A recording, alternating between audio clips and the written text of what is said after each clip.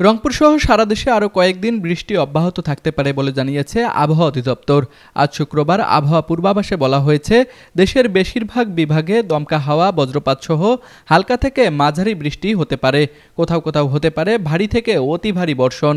রংপুর শহরে নিরিবিলি ও মনোরম পরিবেশে অবস্থিত রংপুর গ্রুপের প্রিমিয়াম আবাসন প্রকল্প আনান সিটিতে নগদ মূল্য ও সহজ কিস্তিতে প্লট এবং কন্ডোমিনিয়াম অ্যাপার্টমেন্ট বিক্রয় চলছে।